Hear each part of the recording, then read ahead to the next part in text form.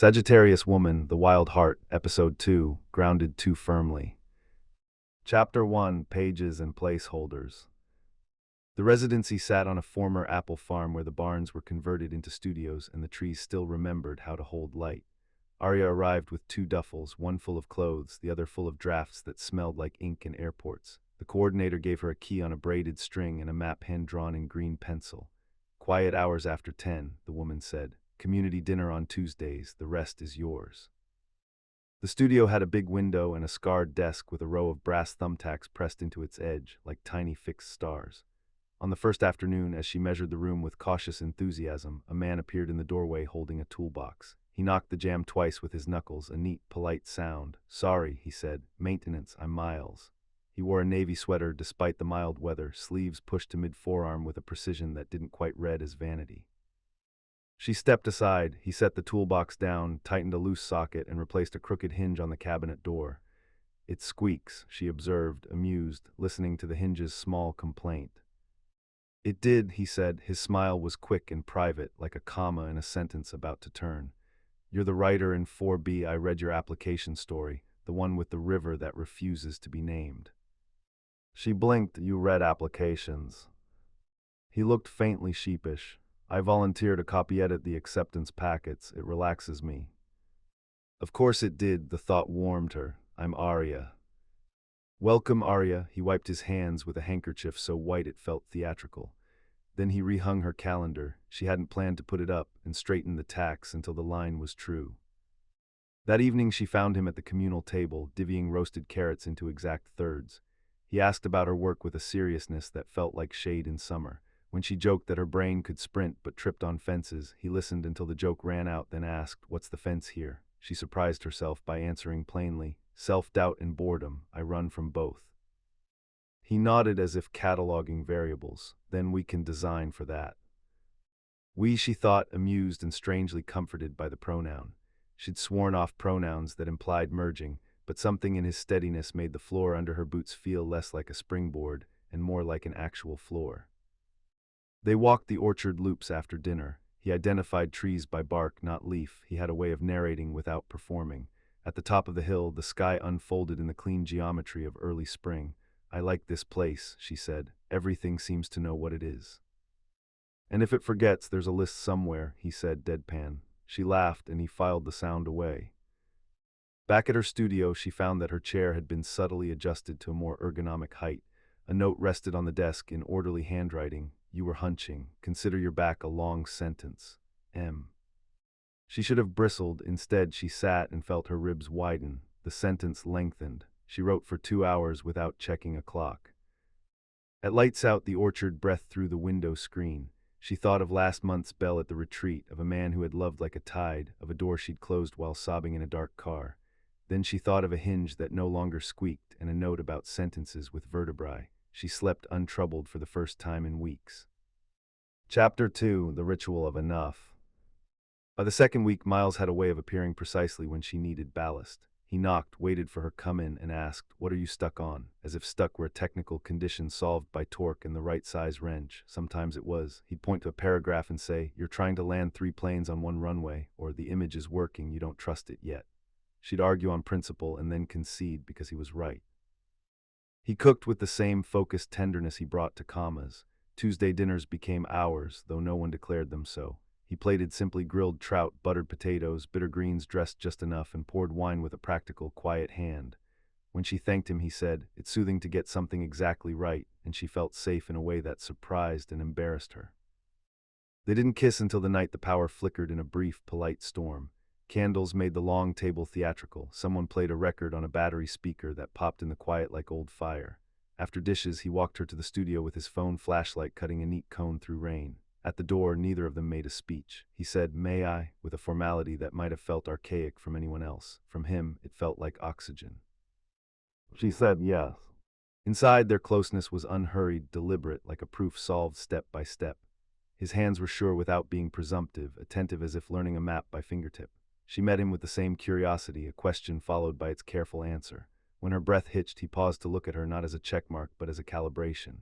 They moved toward wonder, toward heat, and when the moment asked to be crossed, they crossed it together, bodies speaking the kind of grammar you feel more than you parse. The storm outside retired to drizzle, the candle flamed steadier, and the room shrank to breath and pulse and a low sound that made her lower back tingle.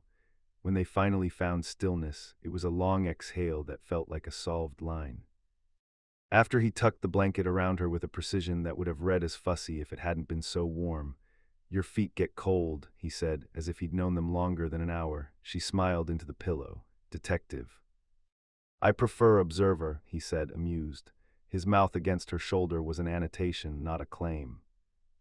In the mornings, he ran spreadsheets for a consulting client in town. In the afternoons, he read her pages on the back porch, pencil tapping in a rhythm that became their weather. She wrote more than she had in months, with fewer dramatic U-turns. He set a metronome on the desk, not literal, but a shared ritual. Tea at 2, a walk at 4, sentences, then soup. The piece felt like a lake with a dock she could lie on without scanning for storms. When she felt the old itch to run, it flickered and faded, as if told gently there was no need. She texted a friend, "He's steady," and I didn't know steady could feel like this. That night they lay shoulder to shoulder and read in silence. He reached over and turned down her page corner so the angle matched his. "You don't dog-ear perfectly," he murmured, teasing. She bumped his hip. A small, laughing argument about paper corners became a kiss, became warmth, became the kind of night that ends with thank you spoken like a secret. She slept with the window cracked and woke to birds mapping the same notes across the trees. Chapter 3: The Calendar Bloom. Routine began to bloom, not like mold but like time, low, fragrant, quietly everywhere. On Mondays, he sharpened her pencils with a hand-crank sharpener he'd rescued from a school sale, saving the shavings in a jar because he liked the look of tidy spirals.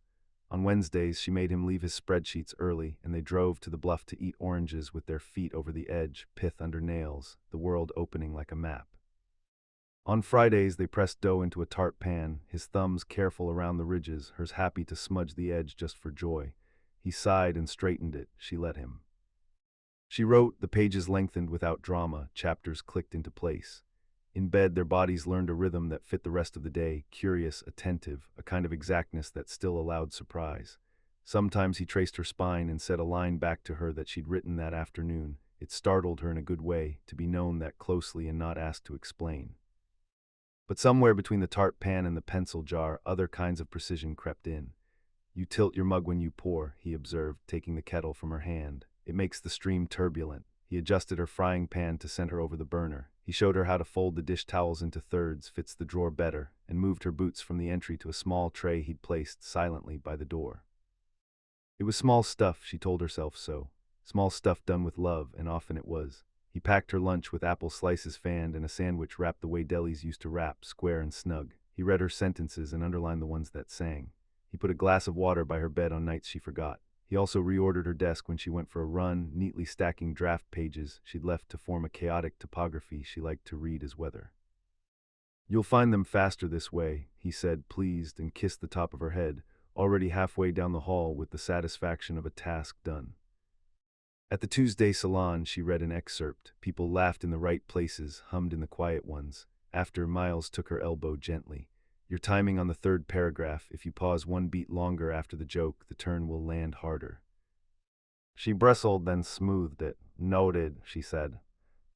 That night he made love to her with the same considerate pacing he'd applied to her reading, and she hated herself for hearing counts in his breath, for sinking to them even as a part of her wanted to break rhythm, run.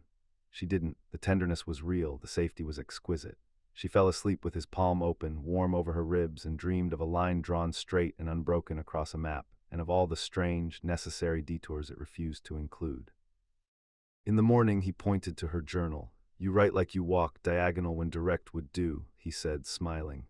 She smiled back and turned a diagonal page anyway. Chapter 4: Control Variables. The month turned, apples went from tart to honeyed, and the notes on her desk multiplied. Some were loving, remember to drink water, and some were managerial.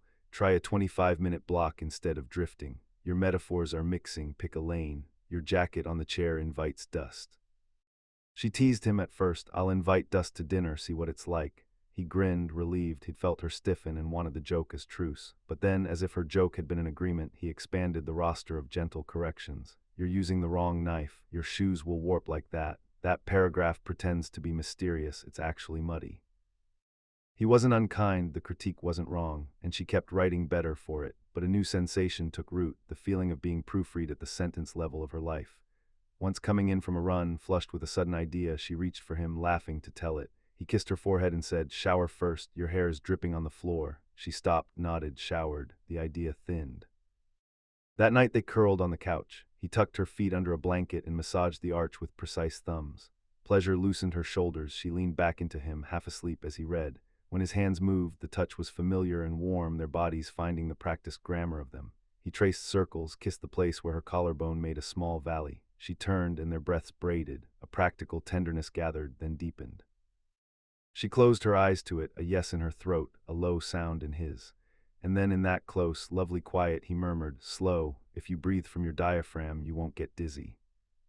A piece of her laughed, grateful, slightly fond. Another piece flinched. The flinch was small, an interior wince that she smoothed over with a kiss. They reached wonder anyway, rested there, the night held. After, he stacked the books by subject on the nightstand, even though the dark made subject not matter. She watched his hands make order and felt an odd ripple of grief for a mess she had loved like proof she existed. The next morning he offered her a printed schedule, only an experiment, he said, with blocks for writing, walking, meals, even a float hour he'd labeled with a smiley face. "You can ignore it," he added, setting it on the desk perfectly straight. She thanked him, genuinely moved by the care, and then, because something in her rebelled at the idea of her life as a spreadsheet, she drove to the lake without telling him and swam until her limbs burned. When she returned late, hair lake-tangled, cheeks bright, he was waiting on the porch with a mug of tea. "You missed dinner," he said, controlled lightness. "I made your favorite." "I lost track," she said, annoyed with herself for feeling like a kid sneaking in after curfew. He nodded, lips thinned. "Text next time." "Of course," she said, and meant it. Inside on the desk, the schedule had a check mark in every box except dinner. Someone him had penciled a small question mark there, so restrained it felt louder than a shout. Chapter 5, The Smallness Practice. She tried, God, she tried. She texted when she left and when she'd be back. She moved the boots to the tray without comment, folded the towels in thirds, and caught the kettle before the boil so the tea would scald into bitterness. She read aloud with the pause he suggested between joke and turn, and the laugh did land sharper. She even began setting her own little timers, 25-minute blocks that beeped with tidy encouragement. The world narrowed in a way that was comforting at first. Fewer variables, fewer surprises, fewer collisions with her own edges. He glowed with quiet satisfaction at how well they fit, and when she made a mess, he kissed her on the cheek and said, "Progress, not perfection," which is the sort of generosity that still implies a standard. Her pages improved, cleaner phrasing, fewer escapes disguised as epiphanies. Her walks shortened. The dock at the lake saw less of her feet. The spontaneous drives that used to end in a diner with a pie slice and a trucker's life story became planned exploring with mileage estimates and return times. She told herself this was growth, not capitulation. At night, their intimacy kept its tenderness but began to feel like a routine, too. A series of steps, a recipe neither of them wrote but both followed. When she veered, laughing, for instance, and pulling him down to the rug because the moon looked like a misplaced coin, he smiled, indulged, then steered them back to bed, to order, to comfort. "You'll bruise your hip," he murmured, guiding her away from the table leg. "There's a better angle." Sometimes his care felt like love, sometimes it felt like being tidied. She didn't know how to say that without sounding ungrateful or messy on purpose. One afternoon, she submitted a piece to a magazine. He read it first and said, "Good work," in a tone that made her feel both proud and evaluated. The acceptance came quickly, with edits that mirrored notes he'd already made. They celebrated with tart and tea. She posted a photo, the plate, the page, his hand in the corner, and a friend from her before Miles' life texted, "Looks serene. Is it?" She typed yes and deleted it. She typed mostly and deleted that too. She typed, "It's quiet," and sent. The next morning he moved her car keys to a hook and labeled it keys with a label maker he'd just ordered. "So we're never searching again," he said, efficient, happy. She laughed, and then when she reached for the keys intuitively as she always had, her hand met nothing and she felt a weird flicker of disorientation far bigger than a hook warranted. Small, she thought. I am becoming small in ways that look like ease. She lay awake that night, listening to the apple trees make their nocturnal creaks. Miles slept on his side, palm open, an unguarded sweetness in his face. She loved him. She did. And also, a part of her that had once spoken in wide maps and wind was clearing its throat. She whispered into the dark, "I miss my chaos," and startled at the guilt the word still carried. The ceiling made no corrections. The night didn't ask her to prove the sentence. Chapter 6: Fault Lines. It cracked at a dinner party, the kind with cloth napkins, beeswax candles, and residents trading quips about grants and the difference between envy and admiration. The conversation hummed with the light competitiveness of artists pretending not to measure themselves against one another. Arya had been quiet most of the night, letting others circle their small triumphs. When it came her turn, she told a story about a detour she once taken in Montana that ended with a biker named Sweet Lou teaching her to throw a lasso in a parking lot. People laughed, the room loosened. She could feel her own pulse sinking with the warmth of shared amusement. Miles smiled too, then in that easy lull after laughter he added, "She forgets to mention she drove at dusk on bald tires." It was small, it was true, and yet it felt like a hand on her elbow at the top of a cliff, tugging her back from her own memory. His words turned her moment wild and sunlit into something to be managed, contained. She laughed with everyone else, kept her face composed, and went very quiet inside. Afterward in the kitchen, she reached for a slice of pie with her fingers. He nudged a fork into her hand. She put it down, slow. "You don't have to proofread me when I'm being a person," she said lightly, half a joke, half a plea. He blinked. "I was just contextualizing. Safety matters." "I know," she said, trying to meet him where he stood, earnest, careful, always framing the world in systems that made sense. And sometimes context kills a story. He tilted his head, considering her as if she were a problem to solve. Stories aren't more true for being reckless. "Mine are," she said before she could stop herself. The words came out sharp, unbuffered, and the way he looked at her then, not angry, just puzzled, made her wish she'd stayed silent. They walked home through the pine-dark path that led back to their cabin, the sound of crickets stitching the night together. Their silence wasn't dramatic, just brittle, like thin ice underfoot. In bed, he touched her shoulder, tentative, a peace offering. She turned toward him. They did the careful, loving thing their bodies knew how to do, the practiced intimacy of people who cared deeply and understood each other almost too well. But somewhere in the middle, something inside her rebelled. She broke the rhythm, laughed, flipped them, chased her own heat the way she used to, playful, greedy, generous. For a moment, she felt herself again, unmeasured. He followed, he always did, but then, gently, he corrected their pace. "Slow down," he whispered, "or you'll lose the edge we built." She froze. The sentence wasn't wrong, it just revealed something. Even here, even in the barest exchange, he was optimizing, protecting the balance, preserving the architecture of their connection. She kissed him, finished with tenderness, and rolled to face the wall, her body cooling in more ways than one. In the morning, she took a long drive without telling him, on purpose. It was a test she hated herself for staging, but she needed to know if he would notice the distance she craved. She ended up at a flea market near the edge of town, wandering past tables of mismatched glassware and old postcards. One stall sold nothing but messages from strangers, fragments of other people's lives. She picked one up at random. It read, "I'm trying to remember who I was before I started editing myself to be loved." The sentence hit like a small, merciful knife. She bought it. She sat in her car with the postcard on her lap and cried, quietly, efficiently, like someone on a schedule. When she returned hours later, the porch light was on. Miles stood by the railing, composed, hands in pockets. "I was worried," he said, voice steady. "I respect your independence, but texting isn't handcuffs, it's consideration." She held up the postcard like evidence, then put it down because it wasn't fair to ask a stranger's words to do this work. "I'm bending into shapes for us," she said instead. "I'm folding my corners." He nodded as if that were a good thing. "That's partnership, we both adjust." "I don't want to disappear into we," she said. "I did that once and it felt like drowning." He bristled, a rare crack in his calm. "I'm not him." "I know," she said softly. "You're you, grounded, thoughtful, precise." Her voice trembled just enough to make the next truth hurt. "And I need some unprecise." He swallowed, his jaw tightening. "Unprecise gets people hurt. Sometimes it gets them alive." There it was, the seam, the quiet point of fracture that had been forming for months, hidden beneath every compromise and correction. Neither moved to stitch it. The night pressed close around them, and the hum of crickets filled the silence where their love used to expand. He looked away first, toward the line of trees. She looked at the postcard in her hand again, its edges softening from her grip. Somewhere in the dark, she imagined Sweet Lou laughing, tossing a rope skyward just to see how far it could fly. Chapter 7, Chaos and Control. The argument everyone always hears coming finally arrived, not as a scream, but as two measured voices getting sharper around the edges. She had booked a last-minute reading in the next town, excited because the bookstore was run by a woman who hosted open mics for teenagers and kept a jar of pens for anyone who needed to write something true while waiting for the bus. She told Miles in the morning. He opened his calendar. That's during our dinner with the new sculptor. I can do both, she said. Reading at 6, dinner at 8:30. I'll be a little late. He thought in columns. She watched him place her into them. If you're late, the roast will dry, he said, and there was something absurd and perfect in that, something that crystallized the whole.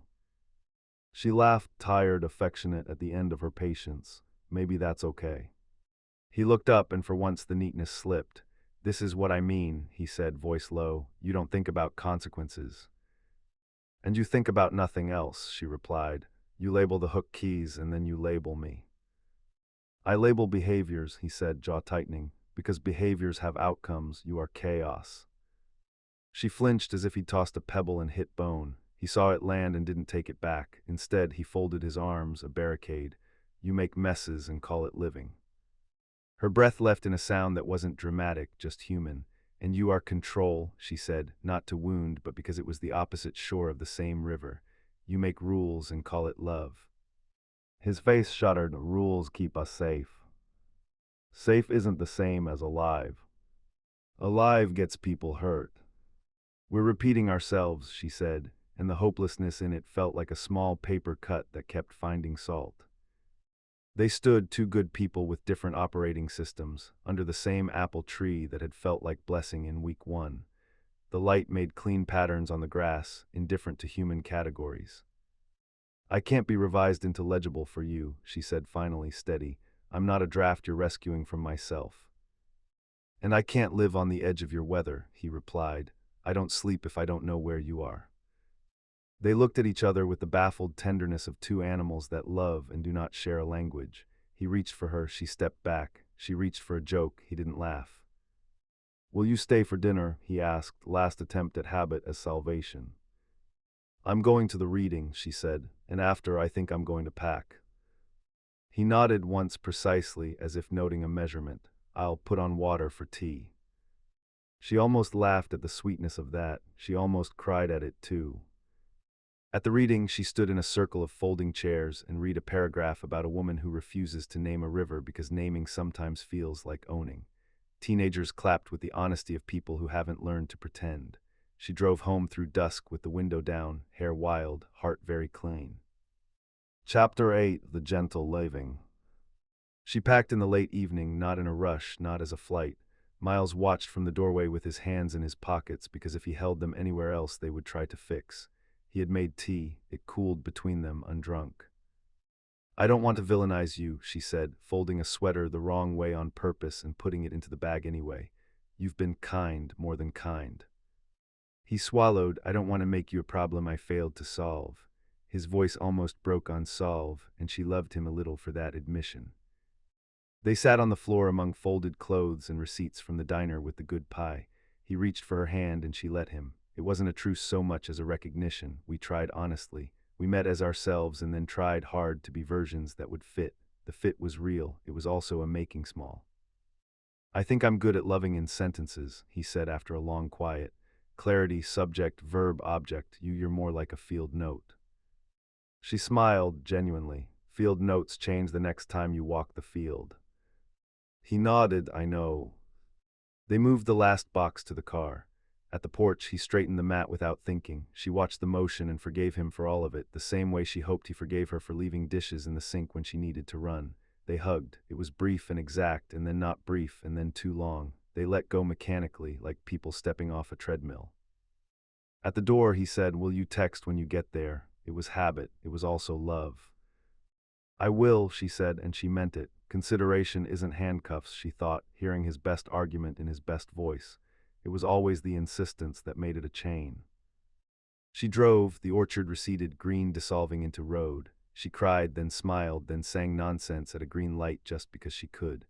A motel held her for a night. In the morning, she found a diner where the waitress called everyone honey and wrote orders on a pad with a flourish. She opened her notebook and wrote a new list. I won't edit myself down to fit.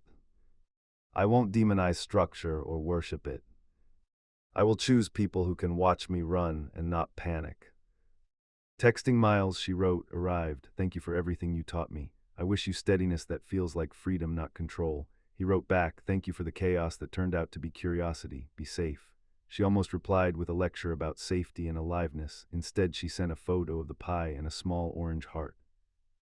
On the highway, a truck ahead of her carried apples in wooden crates. A few bounced loose and rolled toward the shoulder, bright as new ideas. She didn't stop to gather them. She let the road do what roads do. She was not escaping, she was continuing. Weeks later, when someone asked what she learned at the residency, she said, how to make a tart crust and how to leave without making myself smaller. She wrote the Virgo man as kindly as she could into her book, not as a villain, not as a saint, but as a precise, thoughtful person who taught her that safety without breadth is a cul-de-sac. On a different farm in a different state, she hung a calendar with thumbtacks that refused to align. She left them crooked on purpose. She brewed tea, poured with a tilted mug, and laughed when the stream went wild. Then she sat down and wrote a paragraph about a woman who packed without fleeing and drove without a map because she trusted her own weather. Outside, wind moved through a stand of poplar, leaves clattering like soft applause. She whispered to the room, to herself, I choose me. And then, because she wanted the sentence to live, she chose the next line and the next. Like this video, subscribe, more stories like this are coming.